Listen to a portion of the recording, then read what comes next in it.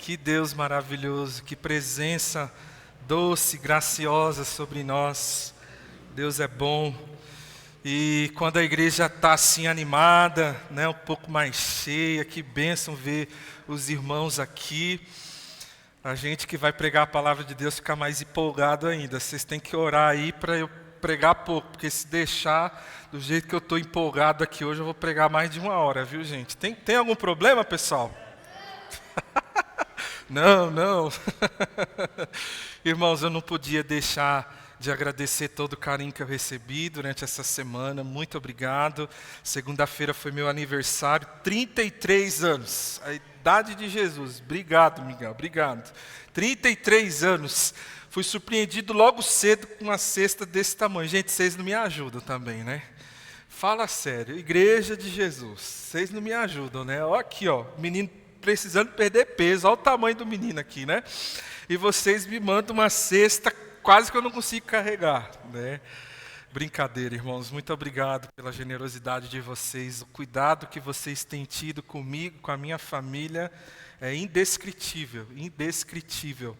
O amor de Deus tem reinado aqui nessa igreja e a generosidade do Senhor tem sido colocada em prática. E é claro, né? O pessoal que ficou com dor de cotovelo aí, eu ganhei um boné lindo, gente. Boné de São Paulo. Tem São Paulino aí? Uhul! E aí teve gente pedindo reembolso para mim depois, vocês acreditam? Não, pastor, pode devolver o dinheiro, eu não sabia que era para comprar boné de São Paulo. E não sei, eu falei, irmão, não, a gente não aceitamos devoluções, né? Então, vocês vão ter que me aturar agora. A Ângela está olhando para mim todos os dias, falando, meu Deus do céu, tira esse boné da cabeça, meu filho, que você não tira mais esse boné da cabeça. Pois é, gente, amei o meu presente, muito obrigado. Vários irmãos também me presentearam particularmente. Deus abençoe vocês, não mereço tamanha graça e amor. Tudo que eu faço é muito pouco diante daquilo que eu tenho recebido de vocês. Que Deus abençoe grandemente cada um de vocês. A vida pastoral não é fácil. O ministério pastoral é repleto de desafios. A gente está o tempo todo sendo bombardeado. O diabo trabalha para a gente cair, para a gente desistir. E quando o pastor ele tem uma igreja ao lado dele que ama, que cuida, que se preocupa, que se importa, faz com que a jornada se torne mais leve, né, mais prazerosa. E eu tenho experimentado isso aqui, sou muito feliz por ser o pastor de vocês. Muito obrigado mesmo, de todo o meu coração. Bom, vamos lá, né? Vamos lá para o que importa. Nós estamos estudando uma série de mensagens que tem como tema amar e servir. E o nosso objetivo com essa série é que os nossos membros e frequentadores sejam cada vez mais apaixonados pela Íbica. Deus tem aquecido meu coração todos os dias. Cada dia que passa, eu amo mais essa igreja. Eu me dedico mais por essa igreja. Eu sirvo mais essa igreja e faço com alegria, faço com prazer. E nós comemoramos o nosso aniversário, a gente viu toda a nossa história, honramos os nossos membros que estão aqui desde o começo. Tudo isso para trazer um sentimento no seu coração de pertencimento. Essa igreja é a minha igreja. A Íbica é minha família. Eu amo a Íbica, eu amo a minha igreja. E é esse sentimento que Deus quer que nós tenhamos por nossa igreja local e demonstre através do serviço. A gente já estudou alguns capítulos. O primeiro, afinal de contas, o que é a igreja? A gente precisa saber o que é a igreja para poder falar sobre as outras coisas relacionadas à igreja. Então, esse primeiro capítulo, que foi dividido em 3 partes, né? A gente falou sobre o que é a igreja. E vimos que a igreja é de Jesus. A igreja tem um fundamento que é Jesus Cristo. Quem manda, quem comanda essa igreja não sou eu, irmãos. Eu não sou o pastor titular dessa igreja. O pastor supremo dessa igreja é Jesus Cristo, nosso Senhor, aquele que morreu por nós. Tu és o Cristo, o Filho do Deus vivo. Jesus é a cabeça da igreja. Então, nesse primeiro capítulo, a gente bateu nessa tecla. A Igreja Batista Castro Alves é uma igreja sobre Jesus. Tudo aqui tem a ver com Jesus Cristo. Ele é o dono dessa igreja. Não tem discussão, meu irmão. A gente vai fazer as coisas como Jesus quer. Não é como você quer, não é como eu quero, mas é como Jesus quer. É como Ele espera. No segundo capítulo, que foi na semana passada, nós estudamos Eu amo a minha igreja. Eu amo a minha igreja. E a gente estudou dois motivos pelos quais nós devemos amar a nossa igreja. Primeiro, porque Deus se importa com ela. A igreja é importante para Deus. E aquilo que é importante para Deus deve ser importante para nós também. Não é verdade, irmãos? Se Deus se importa com a igreja porque Ele pensou na igreja desde antes da fundação do mundo, nós também devemos nos importar com a igreja. Infelizmente, tem muitas pessoas menosprezando a igreja de Jesus, banalizando a igreja de Jesus, deixando a igreja de Jesus de lado, trocando a igreja de Jesus por qualquer outra coisa. Nós precisamos ser uma igreja que se importa com a igreja de Jesus Cristo. Sim, nós priorizamos estar aqui todos os domingos. Sim, nós amamos estar juntos, compartilhando os nossos pedidos de oração, orando uns pelos outros na terça-feira. Sim, quando tem programações que são pensadas para a edificação do corpo de Jesus, nós amamos estar aqui, nós nos importamos, nós contribuímos, nós damos do nosso tempo, da nossa energia. Por quê? Porque a igreja é importante para Deus e também foi por ela que Jesus morreu. Jesus verteu o seu sangue por sua igreja. Jesus deu a vida por sua igreja. A pergunta que a gente discutiu na semana passada foi: assim como Jesus deu a vida dele pela igreja, você está disposto a dar a sua vida por sua igreja também? Porque tem gente que, infelizmente, tem feito o contrário. Tem amado muito mais outras coisas. Jesus, Ele morreu por sua igreja. Quanto você ama a sua igreja? Inclusive, irmãos, olha que notícia maravilhosa. O nosso queridão Sérgio, que trabalha ali na mídia, na transmissão, ele teve a ideia de fazer um recorte só da nossa mensagem, né, para ficar um pouco mais prático das pessoas assistirem, para a gente alcançar mais pessoas. E para nossa surpresa, mais de 180 visualizações tem na mensagem de semana passada. Olha que bênção, louvado seja Deus por isso, contando com o pessoal que assistiu o culto completo e o pessoal que só assistiu a mensagem, mais de 180 visualizações para a glória do nosso Deus, pessoal compartilhando nos grupos e aí a gente recebendo feedback, que mensagem maravilhosa, e o povo compartilhando, comentando. Bênção dos céus, toda a glória e honra seja dada ao nosso Senhor Jesus. Aproveite do banquete que Deus tem dado para nós aqui todos os domingos. O banquete é substância, viu? É arroz, feijão e carne, coisa boa, né? Espiritual. Hoje eu vou começar, o último capítulo dessa nossa série. Gente, tem muita coisa para a gente conversar sobre igreja, né? Ano que vem, a gente, na mesma época do ano aí, do nosso aniversário, a gente vai voltar a falar sobre igreja, mas eu preciso encerrar essa série, porque também queremos tratar outros assuntos importantes relacionados à necessidade do nosso povo, nossas necessidades, né, espirituais. Então hoje eu começo, tá bom? Vou pregar esse domingo e os próximos 2 domingos é a última mensagem, e eu quero tratar sobre as marcas de uma igreja para os nossos dias. As marcas de uma igreja para os nossos dias. Eu disse para vocês que a gente iria desconstruir algumas coisas nessa série, e as próximas 2 mensagens serão muito assim, né? A gente vai observar algumas coisas importantes da palavra de Deus relacionadas à igreja, à nossa missão, à nossa dinâmica como igreja.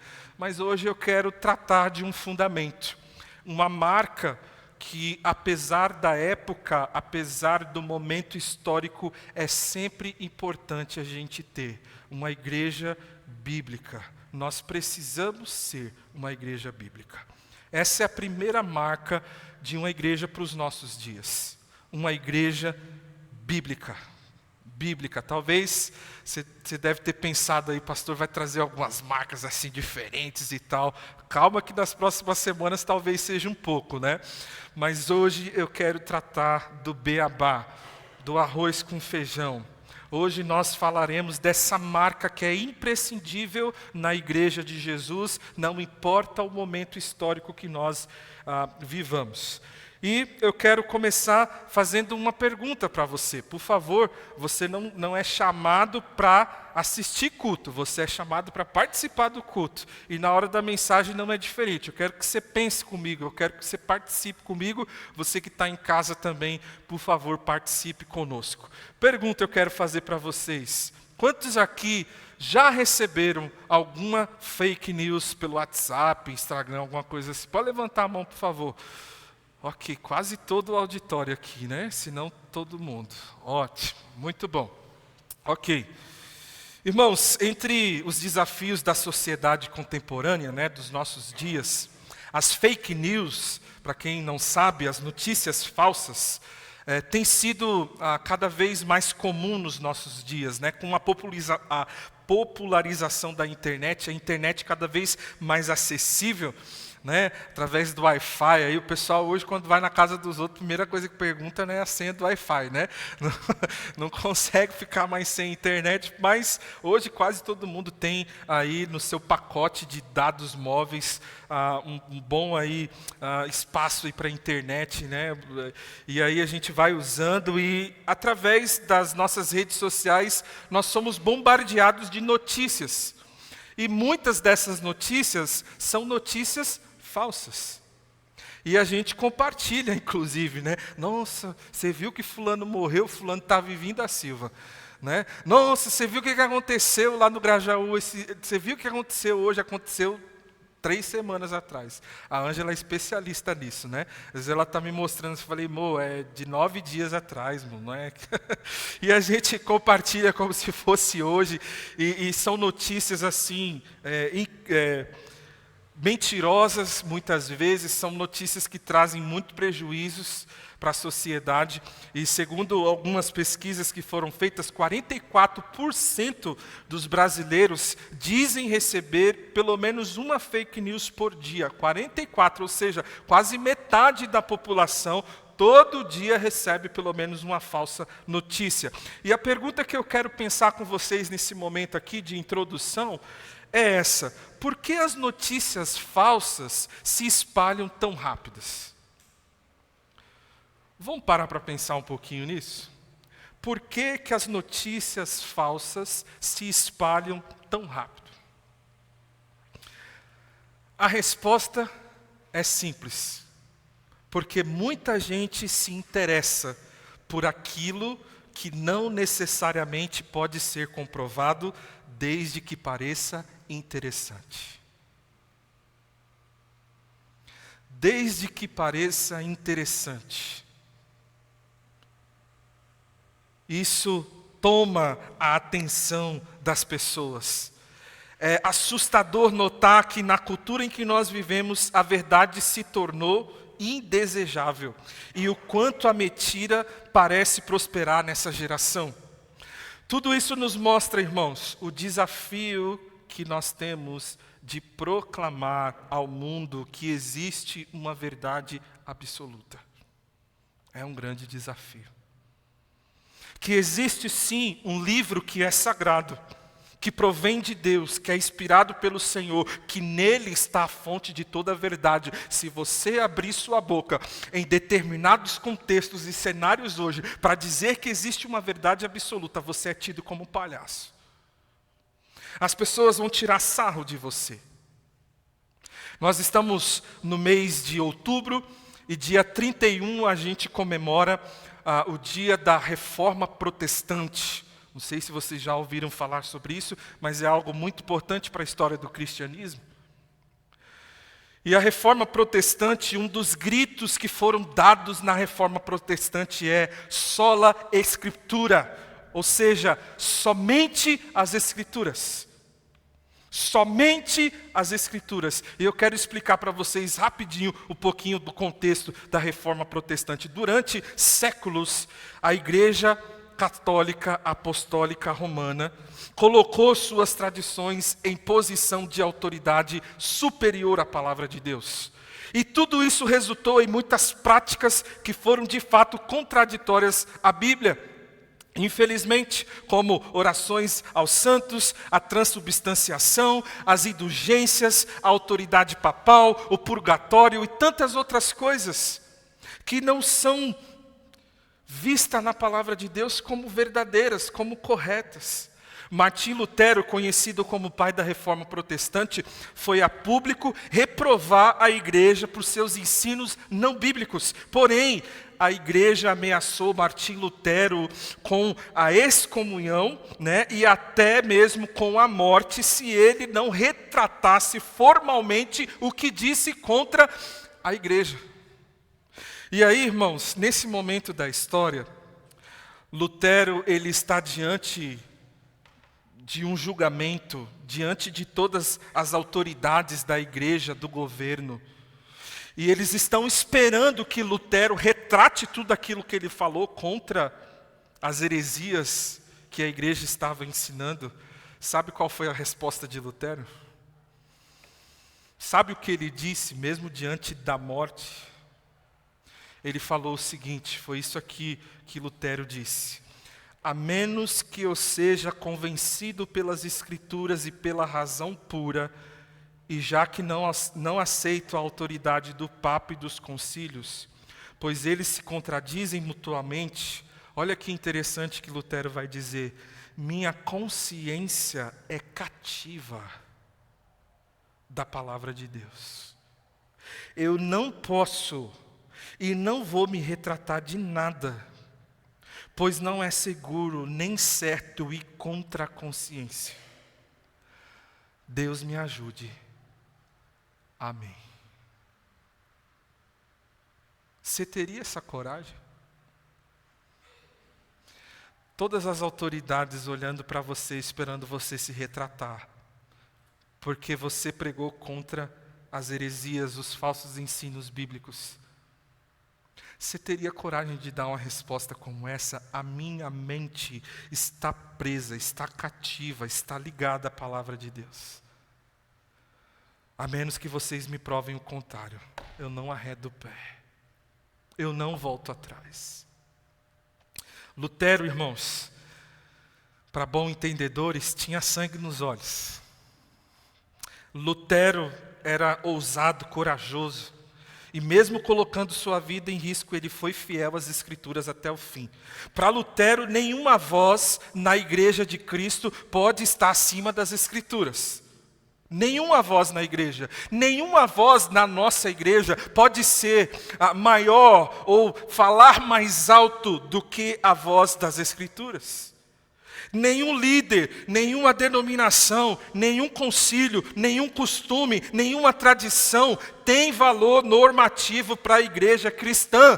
Somente as Escrituras. Esse é o brado da Reforma Protestante. Somente as Escrituras. Se não está na Bíblia, se não é assim que a Bíblia ensina, a gente não aceita e a gente vai pregar contra, a gente vai viver contra aqueles que ensinam falsos ensinos da palavra do Senhor. A gente vai resistir. Se for preciso, a gente dá a nossa vida também. Somente as Escrituras, irmãos, nos faz conhecer a Cristo. Somente as Escrituras nos leva a conhecer a Deus e o projeto de redenção que Ele tem para nós. Somente as Escrituras nos faz conhecer a obra do Espírito Santo. Somente as Escrituras nos leva ao arrependimento e nos faz correr para a cruz. Somente as Escrituras nos faz ter uma percepção real da eternidade, da salvação. Nós precisamos entender que somente as Escrituras é a base de tudo aquilo que a gente crê, professa e vive. Se você ainda não sabe disso, para o batista, independente do movimento que participe, para um bom batista, somente a Bíblia é sua única regra de fé e prática. É um dos distintivos do batista, da nossa denominação. A Bíblia é a nossa única regra de fé e prática.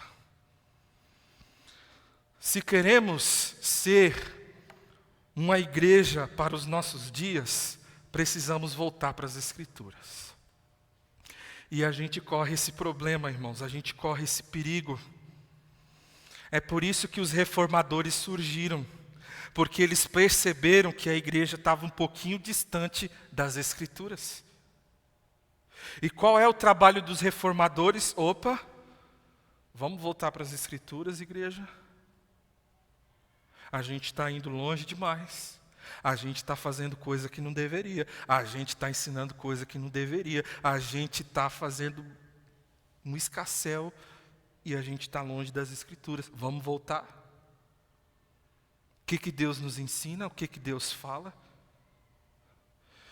Irmãos, a gente precisa voltar às Escrituras, se nós queremos ser uma igreja para os nossos dias.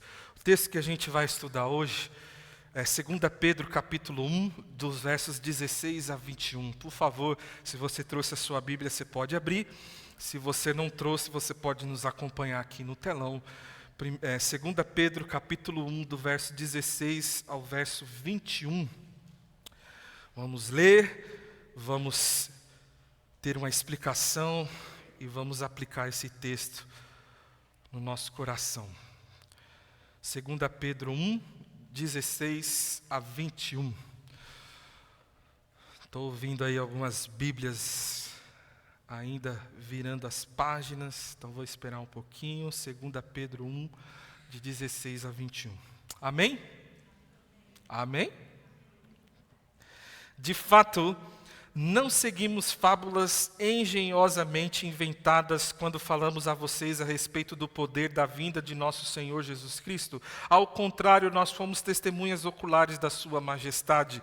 Ele recebeu honra e glória da parte de Deus Pai, quando da suprema glória lhe foi dirigida a voz que disse: Este é o meu Filho amado, de quem me agrado. Versículo 18, nós mesmos ouvimos essa voz vinda dos céus, quando estávamos com ele no Monte Santo.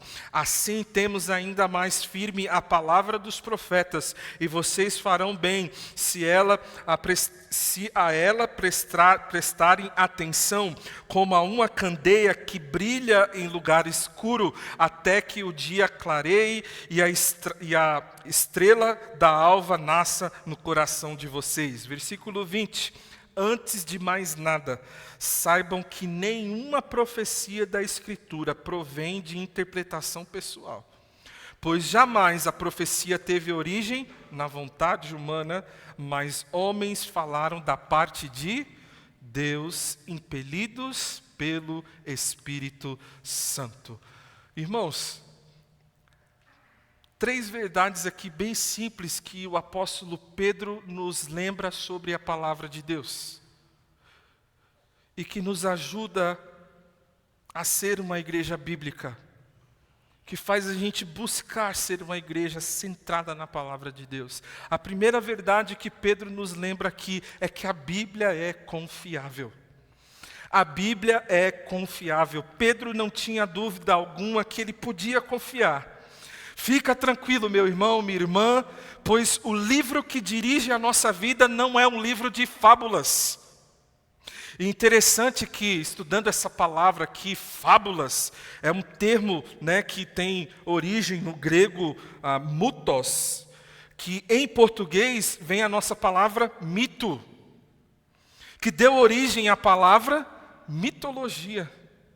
Isso é, contos que parecem ser verdadeiros, presta atenção nisso, contos que parecem ser verdadeiros, mas são profanos, pois apesar de bonitos e bem articulados, são ensinamentos contrários à verdade de Deus. Uau! Olha quanta coisa numa palavrinha só. Irmãos, na época em que esse texto foi escrito, os apóstolos já lutavam contra as heresias, falsos ensinos, fábulas. E infelizmente isso é algo super atual, comum nos nossos dias. É só você ligar a televisão e você vai ver um monte de gente pregando mentiras em nome de Jesus. Infelizmente. É o que a gente mais vê. Porém, o que nós precisamos entender hoje à noite é que, apesar de muitos usarem a Bíblia para pregar mentiras, ela não deixa de ser um livro sagrado e confiável. É tanta gente pregando mentira que às vezes a gente fica desanimado de estudar a verdade.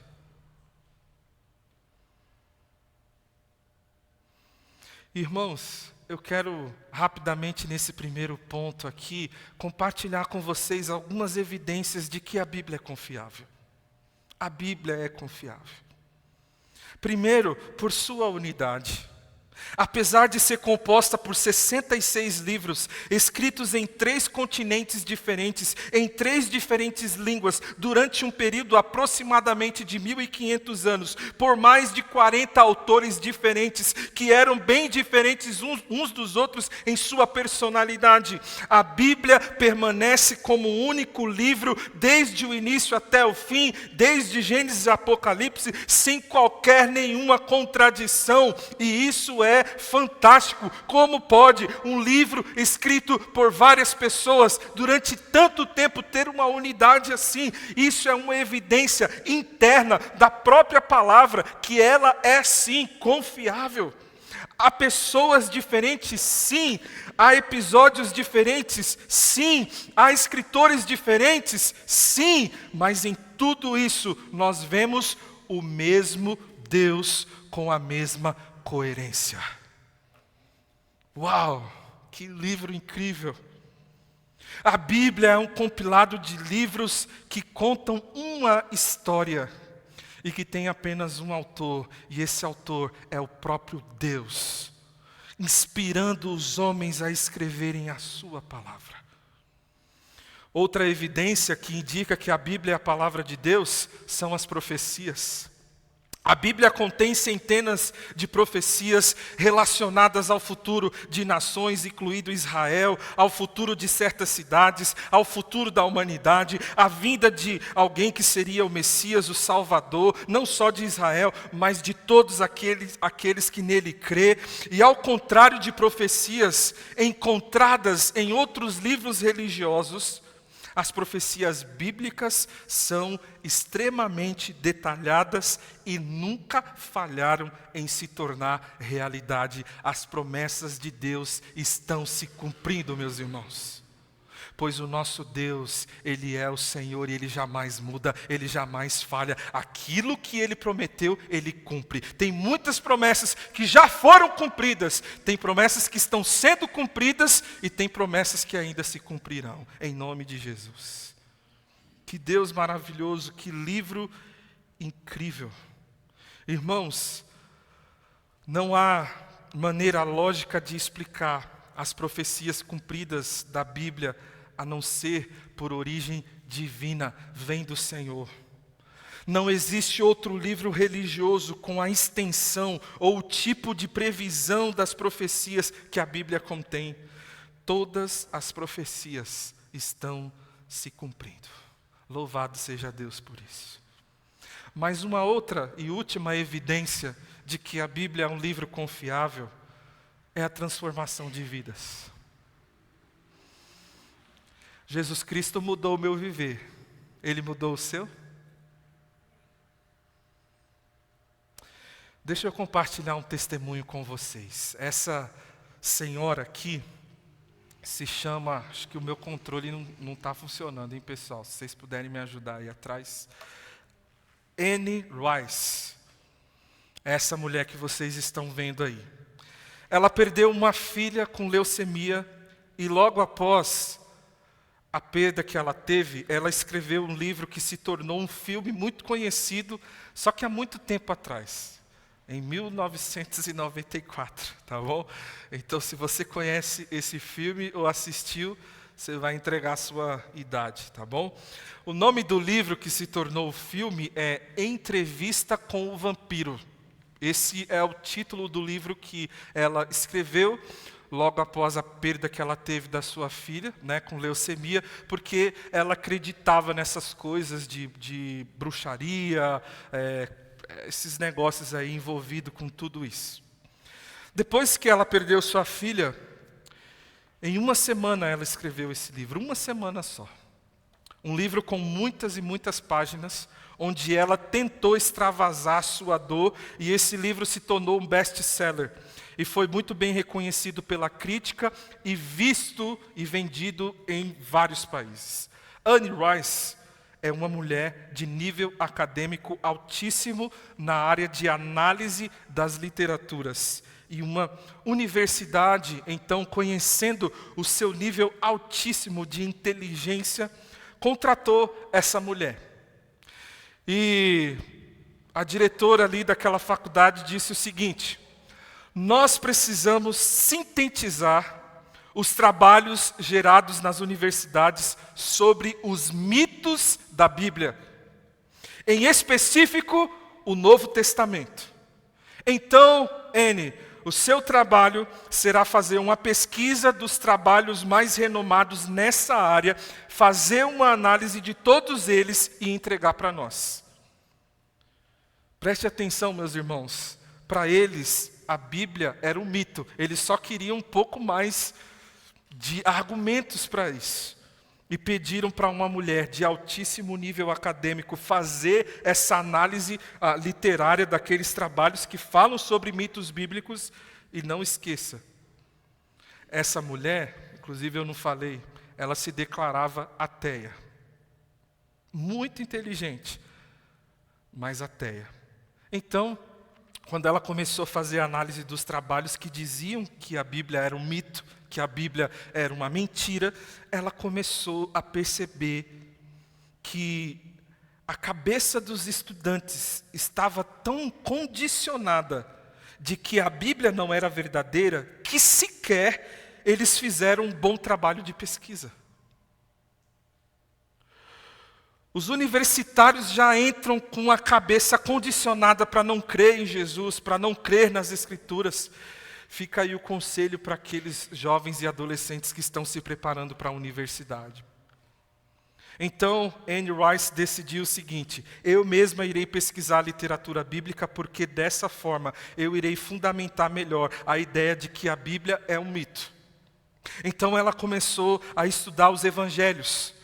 Ateia, incrédula, escrevendo e refletindo para criar uma obra acadêmica sobre a mitologia bíblica. Mas algo sobrenatural aconteceu com aquela mulher. Sem nenhum pastor para pregar para ela, para explicar para ela, sem nenhum amigo que falasse do evangelho para ela, ela entendeu o evangelho, ela foi convertida pela graça e pelo amor de Deus, tendo provar que a Bíblia é um mito. Tendo que provar que a Bíblia era uma mentira, ela se rendeu à verdade que transforma e liberta. Esse é o poder transformador da palavra de Deus. Resultado, irmãos, Anne Rice se rendeu a Jesus. Um outro livro famoso que ela escreveu depois de sua conversão foi Cristo, o Senhor de volta do Egito. Interessantíssimo. Porque ela não escreve mais sobre vampiros e bruxas, mas ela escreve sobre o Salvador que transforma vidas. Irmãos, há muitas evidências de que a Bíblia é confiável, mas sem dúvida nenhuma, a maior de todas as evidências é essa: a Bíblia tem poder para transformar vidas. Conhecereis a verdade e a verdade vos libertará. Inúmeras vidas foram transformadas pela leitura da Bíblia. O poder da palavra já curou doentes, libertou viciados, deu sentido e direção para pessoas sem rumo, quebrou corações duros. Sua leitura e obediência transforma o ódio em amor. A Bíblia possui um poder dinâmico e transformador que só é possível por ser a verdadeira palavra de Deus. Muitos livros podem te informar, mas somente a palavra de Deus pode te transformar. Louvado seja o Senhor por isso. Porque um dia essa palavra penetrou no meu coração e ela transformou a minha vida. E eu espero em nome de Jesus que a palavra de Deus também transforme você. Não importa a vida que você tem levado.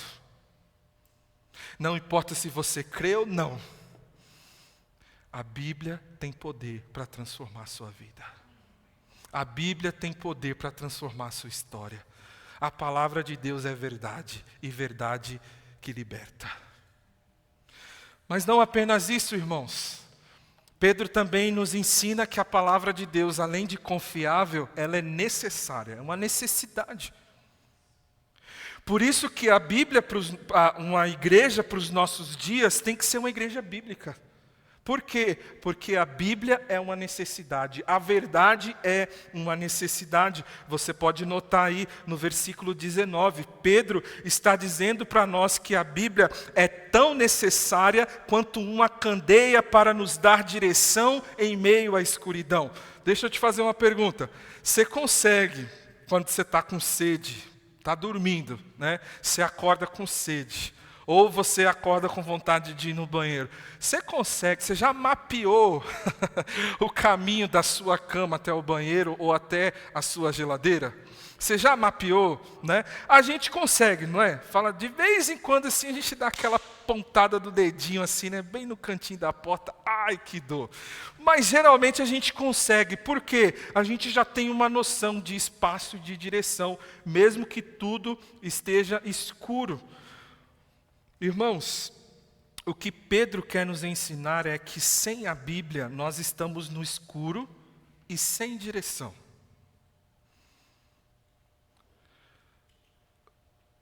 Talvez se você estiver no escuro, mas se você tem a direção, você consegue chegar no destino.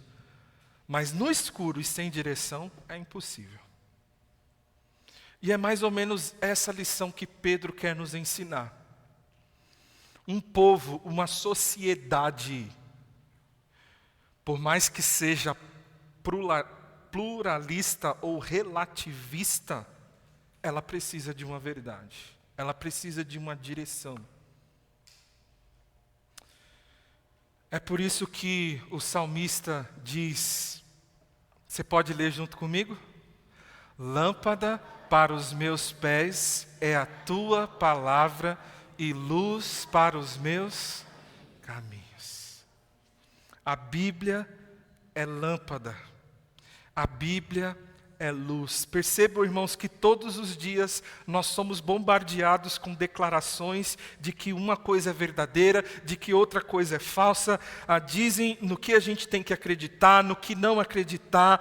Pedem-nos que nos comportemos de um jeito, ao invés de se comportar de um outro jeito. O relativismo diz que não há verdade absoluta, mas o pluralismo diz que há várias verdades, cada um tem a sua. O seu professor de faculdade diz que Deus não existe, seus amigos acreditam em bruxaria, unicórnio, vida extraterrestre, tem tantas coisas, irmãos, tantas coisas sendo ditas por aí. Os filósofos dizem assim, aí os coaches vêm e dizem assado, é tanta coisa. É tanta informação, inclusive é uma das causas das doenças emocionais nos dias de hoje. A gente tem muita informação aqui, ó. A nossa mente não foi orquestrada, criada para receber tanta informação, mas a gente é bombardeado o tempo todo através da tecnologia. O mundo está um caos, uma bagunça, uma escuridão completa. Muitas pessoas estão à procura de respostas para as seguintes perguntas: o que fazer? O que eu estou fazendo aqui? Qual é o meu propósito de vida? Em que eu devo acreditar? Onde eu posso confiar a minha vida? Qual é o propósito disso tudo? São as perguntas que as pessoas estão fazendo.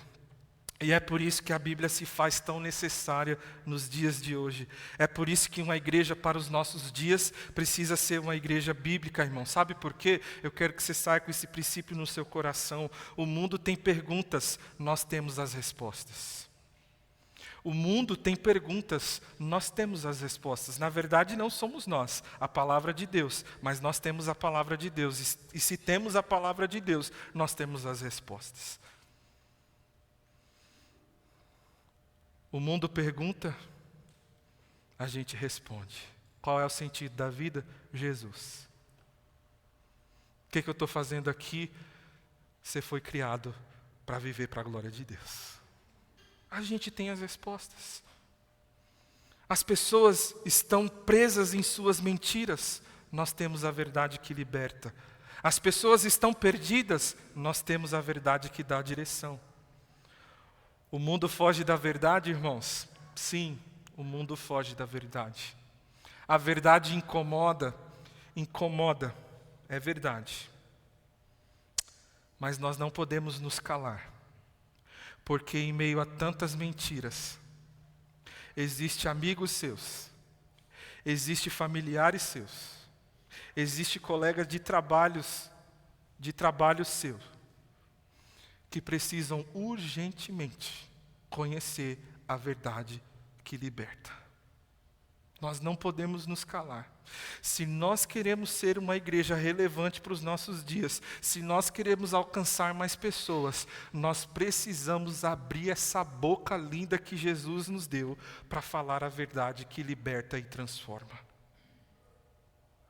Ao invés de olhar para o caos que o mundo se encontra e começar a abrir a sua boca para concordar com todo mundo. O mundo está um caos, as políticas aí é tudo ladrão mesmo. Eita, meu Deus do céu, é uma porcaria essa questão de saúde, isso e aquilo. Ao invés de abrir a sua boca para dizer palavras que destroem, que tal abrir a sua boca para proclamar a única palavra que pode resolver todos os problemas? A palavra que liberta. O mundo está ruim. O mundo está triste mesmo, viu? Mas olha, você já ouviu falar da esperança? Você já ouviu falar de Jesus? Você sabe por que você está aqui? Olha como a conversa muda de direção. Irmãos, a Bíblia é necessária, confiável, necessária e, por último, suficiente. A Bíblia é suficiente. Pois jamais a profecia teve origem na vontade humana, mas homens falaram da parte de Deus impelidos pelo Espírito Santo. Porque muitas religiões têm como regra de fé e prática a Bíblia e mais alguma coisa. Você já se perguntou? Eu já tive a oportunidade de lecionar religiões, seitas e religiões no Instituto Bíblico lá em Campinas, e eu aprendi bastante sobre outras religiões. Interessante que uma das características de uma seita é que ela usa a Bíblia mais alguma coisa. Ou seja, a Bíblia não é o suficiente, eu preciso de um livro a mais. Ou tem muitas seitas que mudaram tanto as Escrituras que fizeram uma tradução própria. Fizeram a própria Bíblia deles. Por quê? Porque para eles a Bíblia não é suficiente. Pedro está dizendo que a Bíblia foi inspirada e por ela ser inspirada pelo Espírito Santo de Deus, ela é inerrante. Ou seja, ela não contém erros, ela não contém falhas.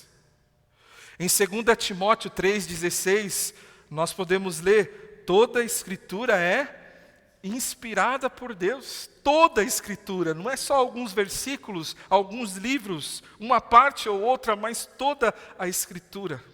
Quando a reforma surgiu, qual era a grande questão? E por que eles bradaram somente as Escrituras? Porque na consciência medieval, irmãos, na cristandade daquele tempo, 3 eram as fontes de revelação. Eles não negavam que a Bíblia fosse a revelação de Deus, mas a tradição também era a revelação de Deus para eles. O que o Papa dizia também era a revelação de Deus para eles. O que a igreja dizia também era a revelação de Deus para eles. E infelizmente, em muitos casos, a tradição falou mais alto do que as Escrituras. O Papa falou mais alto do que as Escrituras. A igreja falou mais alto do que as Escrituras. Então Lutero protestou e disse, chega, acabou. Vamos resolver esse negócio aqui, vamos colocar ordem. Se a tradição vai contra as Escrituras, é as Escrituras que têm a palavra final. Amém, irmãos? Se a igreja vai contra as Escrituras, e tem muita igreja indo contra as Escrituras, as Escrituras têm a palavra final. Se algum líder, e isso não se aplica só para o Papa, tá bom? Porque tem muita gente que ama, fala mal, né, da Igreja Católica, mas isso se aplica a todas as igrejas, a todos os líderes espirituais. Se algum líder espiritual vai contra as Escrituras, é com as Escrituras que a gente fica. A igreja é importante, a tradição é importante, os líderes espirituais são importantes, mas nada e nem ninguém é mais importante do que aquilo que Deus revelou em sua palavra, e ela é suficiente. É por isso que muitas pessoas, um dos meus professores no seminário, se convertem apenas estudando a palavra de Deus. Irmãos, eu quero compartilhar esse princípio muito importante com vocês também. A Bíblia não precisa de anexos, ela é suficiente. Não estou falando que você não pode ler outros livros, claro que não. Inclusive eu tenho vários livros, se você for lá na sala pastoral você vai ver alguns. Tem mais lá em casa também, viu? Olha lá, a Ângela está balançando a cabeça ali, oh, meu Deus, não para de comprar livro esse menino. Pois é importante ler outros livros, irmãos. Mas existe o livro dos livros. Existe a revelação de Deus escrita, que é a palavra do Senhor. Ela é suficiente. Certa vez, alguns jovens estavam se preparando para ir para o acampamento da igreja. Um amigo, então, veio buscar um jovem e perguntou: e aí, já arrumou as malas? Já está tudo pronto? Já arrumou as coisas? Vamos embora. Né? Chegou a carona, vamos lá para o acampamento. Então, aquele jovem que estava ali se preparando, ele respondeu: peraí, só um minutinho que eu vou ler minha lista aqui para ver se eu não estou esquecendo de nada. E aí ele começou a ler a lista dele, né? Peraí, está precisando de um mapa, de uma lâmpada, de uma bússola, um espelho, alguns livros de poesia, alguns livros de biografia. Aí o outro que estava no carro, meu Deus do céu, para que levar tudo isso, né?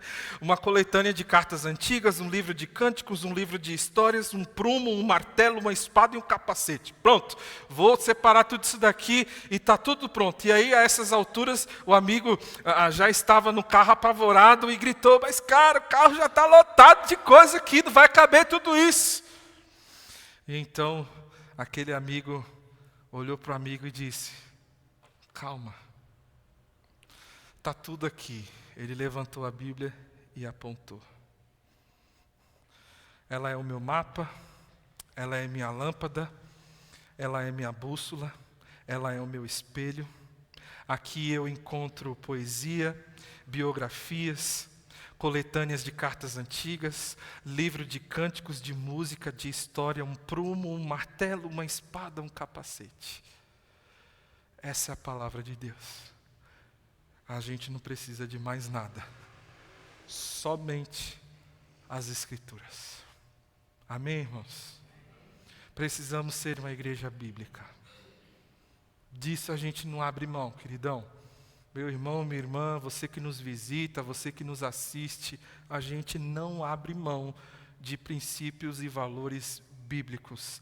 Enquanto a gente estiver aqui, nós vamos levantar a bandeira de que a palavra de Deus é a verdade absoluta. E eu quero preparar vocês, meus irmãos, dizendo o seguinte: daqui a um tempo a gente vai sofrer perseguição. Já estamos sofrendo. Tem pastores que estão perdendo suas contas no Instagram, nas redes sociais, por simplesmente pronunciar a verdade de Deus. A nossa live está chegando em pessoas que a gente nem imagina. Mais de 180 visualizações em menos de uma semana. Eu fico feliz, mas ao mesmo tempo eu fico meio preocupado. Porque o que a gente prega aqui é a verdade. E tem um povo nesse mundo que odeia a verdade. Talvez os pastores daqui a um tempo serão presos por pregar contra pecados que a palavra de Deus prega. E a gente tem que estar preparado para isso. Mas se nós queremos ser uma igreja bíblica, nós vamos continuar pregando a palavra de Deus, sem tirar um tio, uma vírgula, nada. Vocês me ajudam nisso? Estamos juntos nessa? Para a gente refletir e praticar, já vou pedir para o pessoal do louvor ir chegando. Primeiro, não procure uma igreja perto da sua casa. Procure uma igreja bíblica. Tá difícil hoje, né, irmãozão? A gente olhar para um amigo que nos pergunta, e aí, mudei de cidade, me indica uma igreja aí. Antes a gente falava, vai na igreja mais perto da sua casa. Por favor, não fale isso mais. Vá numa igreja bíblica. Porque tem muitas igrejas usando a Bíblia para transformar, mas há outras que usam a Bíblia para destruir, para tomar, para roubar. Que sejamos uma igreja bíblica. 2, que sejamos uma igreja bíblica em tudo o que fazemos. A igreja somos nós. E a pergunta que eu te faço nesse momento para sua reflexão é: suas palavras, seus gestos e ações têm demonstrado que nós somos uma igreja bíblica? Porque se você falha nisso, você prejudica a igreja toda. Nós somos um corpo, a gente é inseparável um do outro. Espiritualmente, nós estamos unidos. Então, meu irmão, minha irmã, toma cuidado com as suas palavras. Toma cuidado com os seus gestos, que são antibíblicos, que não provêm da palavra de Deus. Isso prejudica a gente. Isso faz a gente dizer para o mundo, a gente não é tão bíblico assim. Outra coisa, o que pode ou não pode, o que fazemos, o que permanece, o que sai, o que muda na nossa igreja, nós usamos o critério da palavra de Deus para tomar as decisões. Amém, irmãos? O que vai mudar, pastor? Quais são as mudanças aí que a gente precisa fazer? Né? E aí, pastor, quais são as melhorias? Critério é a palavra de Deus. Não vou fazer nada que a palavra de Deus não permita. Mesmo que isso te frustre, mesmo que isso te decepcione, eu prefiro decepcionar os homens do que decepcionar o meu Deus. Então, se eu precisar te decepcionar para obedecer a Bíblia, eu vou te decepcionar, meu irmão, desculpa. Eu vou ficar com a palavra.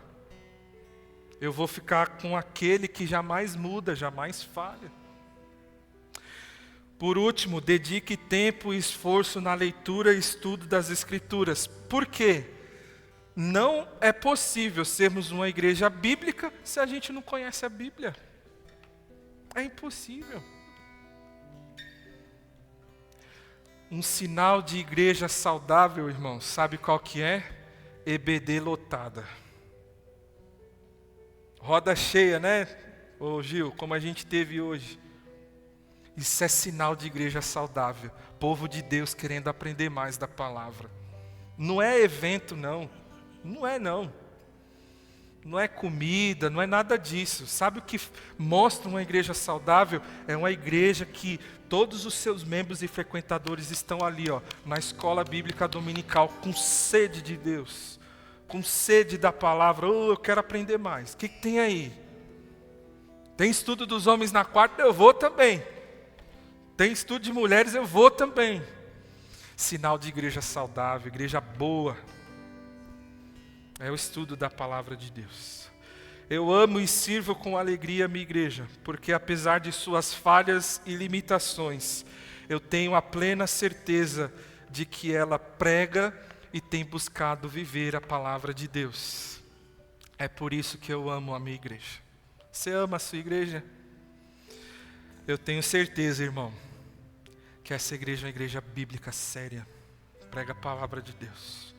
Por mais que a gente tenha falhas, limitações, a Íbica é uma igreja que prega a palavra do Senhor. Quero convidar você a ficar de pé junto conosco. Fazer dessa canção sua oração. Dizer: Senhor, nós nos derramamos. Eis-nos aqui outra vez diante de Ti, nós abrimos o nosso coração. Se derrame, se quebrante na presença de Deus, tendo a certeza que aquilo que foi pregado aqui é palavra que liberta, é palavra que transforma. Vamos cantar? Vamos louvar o Senhor.